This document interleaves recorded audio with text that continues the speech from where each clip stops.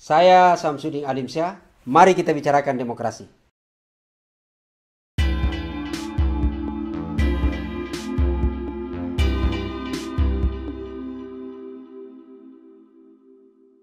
Kawan Asa sekalian, kembali kita berjumpa di channel Asanesia TV.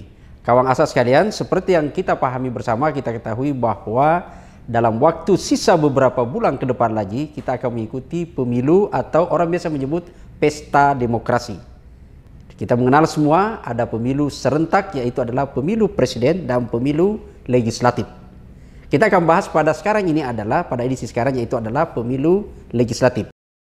Dalam pemilu legislatif sekarang ini KPU sedang membuka pendaftaran. Jadi sudah dibuka, sudah berlangsung, yaitu adalah dari tanggal 1 Mei sampai tanggal 14 untuk calon anggota legislatif. Ada 17 partai politik peserta pemilu yang lolos verifikasi akan mendaftarkan calonnya sebagai calon anggota legislatif yang nanti akan diverifikasi oleh KPU. Dan sekarang ini sedang berproses. Kalau kita lihat dari peserta pemilu tersebut dengan jumlah kursi yang diperebutkan, setidak-tidaknya akan ada 347.584 kursi yang berebut kuasa. Ini akan tersebar di beberapa jenjang sebenarnya di parlemen gitu ya. Kita lihat misalnya nanti akan ada perebutan kursi di DPR. Kalau pada pemilu yang lalu jumlah kursi di DPR adalah 575 orang.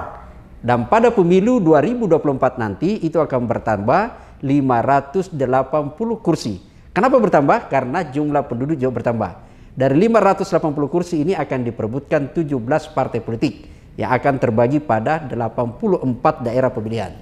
Selain kursi di DPR RI, juga akan memperebutkan kursi adalah di DPR provinsi sebanyak 2.372 kursi yang akan diperebutkan sekitar 40.000 caleg. Nah, apa yang akan dibahas kawan Asa sekalian berkaitan dengan jumlah caleg yang akan bertarung nanti. Sekali lagi, jumlah caleg yang akan bertarung seluruh Indonesia nanti, baik dari DPR maupun sampai DPR kabupaten kota, itu jumlahnya adalah 347.584 caleg. Dari mana angka didapat? Karena setiap partai politik dari 17 peserta pemilu akan mengajukan 100% kursi. Dari 100% kursi itu adalah 30% perempuan gitu ya. Nah, ini akan memperebutkan. Kawan Asa, apa yang kita lakukan? Nah, ini yang penting. Apa yang kita lakukan berkaitan dengan para calon anggota legislatif nanti. Mereka ini akan didaftar oleh partai politik, lalu kemudian nanti teman-teman sekalian, kawan Asa gitu ya, ingat, orang-orang yang akan masuk sebagai calon anggota legislatif nanti akan terpilih menjadi wakil rakyat yang tentu nantinya adalah akan membuat kebijakan, akan membuat minimal adalah berdasarkan fungsinya melakukan, kalau di DPRD kabupaten kota akan memberikan persetujuan terhadap anggaran yang akan dialokasikan untuk pembangunan, yang akan dialokasikan untuk perbaikan kesejahteraan masyarakat, yang akan dialokasikan untuk proteksi kesehatan masyarakat gitu ya. Maka menjadi penting kita semua memastikan bahwa orang yang duduk nanti di parlemen adalah orang-orang yang berintegritas.